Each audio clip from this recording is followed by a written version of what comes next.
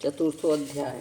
इंद्रादि देवताओं द्वारा देवी की स्तुति। सिद्धि के लिए सिद्धि इच्छा रखने वाले पुरुष जिनकी सेवा करते हैं तथा देवता जिन्हें सब ओर से घेरे रहते हैं उन जया नाम वाली दुर्गा देवी का मैं ध्यान करती हूँ। उनके अंगों की आभा काले मेघ के समान श्याम है। वे अपने कटाक्षों से शत्रु समूहों को भय प्रदान करती हैं। उनके मस्तक पर आबद्ध चंद्रमा की रेखा शोभा पाती है। वे अपने हाथों में शंख चक्र कृपाण त्रिशूल धारण करती हैं। उनके 3 नेत्र हैं। वे सिंह के कंधे पर चढ़ी हुई हैं और अपने तेज से तीनों लोगों को परिपूर्ण कर रही हैं। ऋषि कहते हैं, अत्यंत पराक्रमी दुरात्मा महिषासुर तथा उसकी दैत्य सेना देवी के साथ मारे जाने पर इंद्र आदि देवता प्रणाम के लिए गर्दन तथा कंधे झुकाकर उन भगवती दुर्गा का उत्तम वचनों द्वारा स्तवन करने लगे। उस समय उनके सुंदर अंगों में अत्यंत हर्ष के कारण रोमांच हो गया था। देवता बोले, संपूर्ण देवताओं की शक्ति समुदाय ही जिनका स्वरूप है तथा जिन देवी ने अपनी शक्ति से संपूर्ण जगत को व्याप्त कर रखा है, समस्त देवता और महर्षियों की पूजनिया उन जगदम्बा को हम भक्ति पूर्वक नमस्कार करते हैं। वे हम लोगों का कल्याण करें। जिनके अनुपम प्रभाव और बल का वर्णन करने में भगवान शेषनाग ब्रह्मा जी तथा महादेव जी भी समर्थ नहीं है। वे भगवती चंडिका संपूर्ण जगत का पालन एवं अशुभ भय का नाश करने का विचार करें। जो पुण्यात्माओं के घरों में स्वयं ही लक्ष्मी रूप में, पापियों के यहाँ दलिता रूप में, शुद्ध अंतःकरण वाले पुरुष के हृदय में बुद्धि रूप से, सत्पुरुषों में श्रद्धा रूप से तथा कुलीन मनुष्यों में लज्जा रूप से निवास करती हैं, उन आप भगवती दुर्गा को नमस्कार करते हैं। देवी, आप संपूर्ण विश्व का पालन कीजिए। देवी, आपके इस अचिंतनीय रूप का असुरों का नाश करने वाली भारी पराक्रम तथा समस्त देवताओं और दैत्यों के समक्ष युद्ध में प्रकट किए हुए आपके अद्भुत चरित्र का हम किस प्रकार वर्णन करें। आप संपूर्ण जगत की उत्पत्ति में कारण हैं। आप सत्वगुण, रजोगुण और तमोगुण ये तीनों गुण मौजूद हैं तो भी दोनों दोषों के साथ आपका संसर्ग नहीं जान पड़ता। भगवान विष्णु और महादेव जी आदि देवता भी आपका पार नहीं पाते। आप ही सबका आश्रय हैं। यह समस्त जगत आपका अंशभूत है क्योंकि आप सबकी आदिभूत अव्याकृता परा प्रकृति हैं। देवी, संपूर्ण यज्ञों में जिसके उच्चारण से सब देवता तृप्ति लाभ करते हैं वह स्वाहा आप ही हैं। इसके अतिरिक्त आप पितरों का भी तृप्ति का कारण है।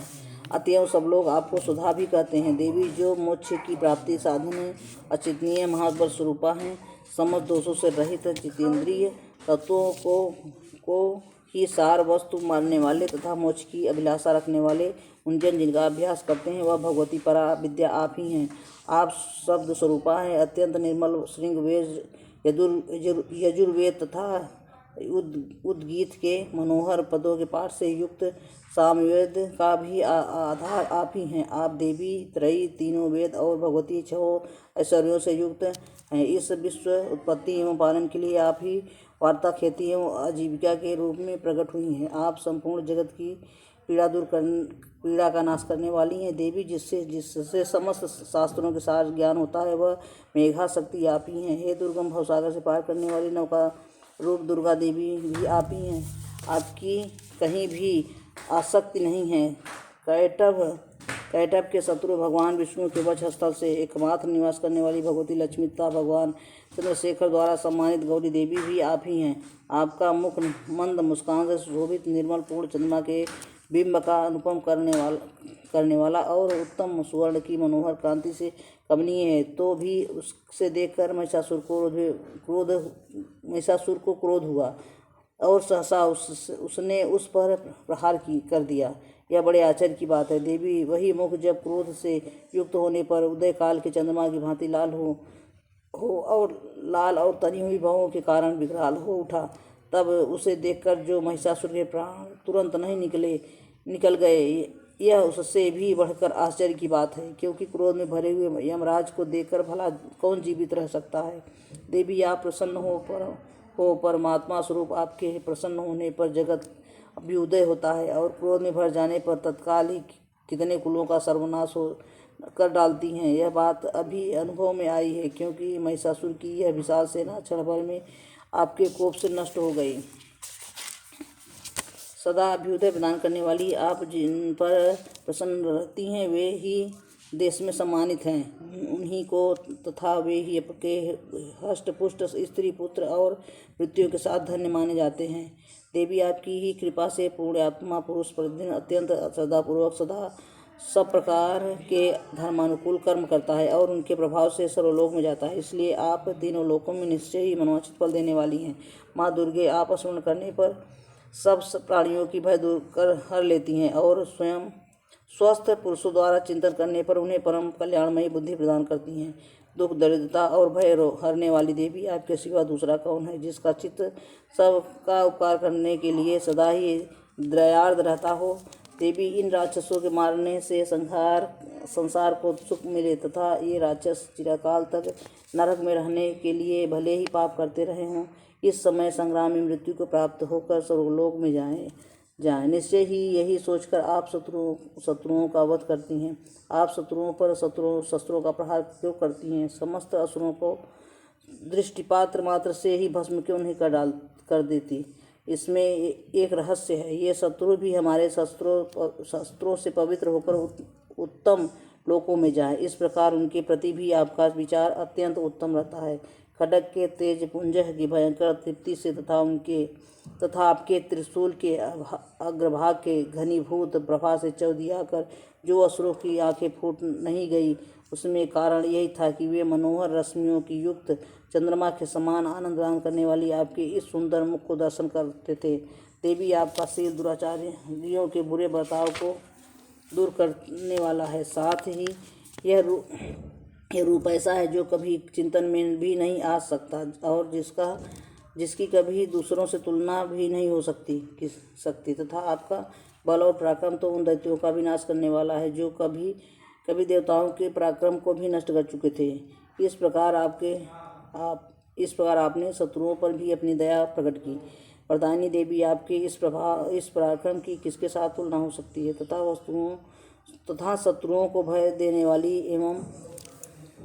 वाली अत्यंत मनोहर ऐसा रूप भी आपके सिवा और कहाँ है? हृदय में कृपा और युद्ध में निष्ठुरता, ये दोनों बातें तीनों लोगों के भीतर केवल आप में ही देखी गई है। मातः आपने शत्रुओं को नाश करके इस समस्त लोक की रक्षा की है।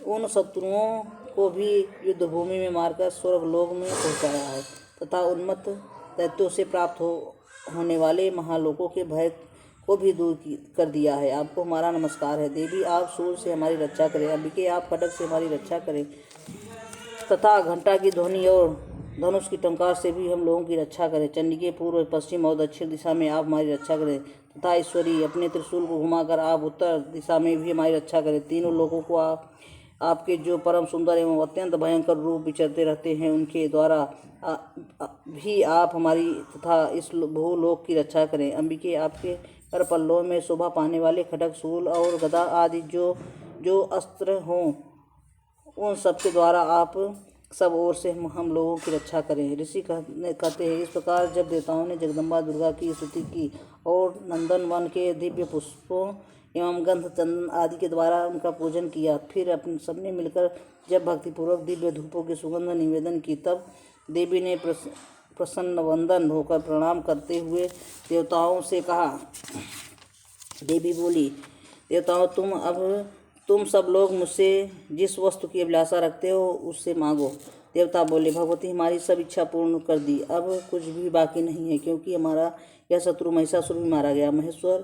महेश्वरी इतने पर भी यदि आप हमें कोई वर देना चाहती हैं तो हम जब आपका स्मरण करें तब आप हमें दर्शन देकर हम लोगों की इस महान संकट दूर कर दिया करें तथा प्रसन्नमुखी अंबिके जो मनुष्य इस स्त्रोत द्वारा आपकी स्तुति करे उसे वृत्त समृद्धि और वैभव देने के साथ ही उनकी धन और स्त्री आदि संपत्ति को भी बढ़ाने के लिए आप सदा हम पर प्रसन्न रहें। ऋषि कहते हैं, राजन देवताओं ने जब अपने तथा जगत के कल्याण के लिए भद्रकाली देवी को इस प्रकार प्रसन्न किया, तब विवेश तथा सुखकर वहीं अंतर ध्यान हो गई। गोपाल, इस प्रकार पूर्व काल में तीनों लोकों का हित चाहने वाली देवी जिस प्रकार देवताओं के शरीर से प्रकट हुई थी वह सब कथा मैंने कह सुनाई। अतः पुनः देवताओं का उपकार करने वाली वे देवी दुष्ट तथा शुंभ निशुंभ का वध करने एवं सब लोगों की रक्षा करने के लिए गौरी देवी के शरीर से जिन प्रकार जिस प्रकार प्रकट हुई थी वह सब प्रसंग मेरे मुख से सुनो। मैं उसका तुमसे यथावर्णन करती हूँ। इस प्रकार श्री मार्कंडेय पुराण में सार्वजनिक मंत्र की कथा के अंतर्गत देवी महात्म्य में शक्रादि स्तुति नामक चौथा अध्याय पूरा हुआ। जय माता।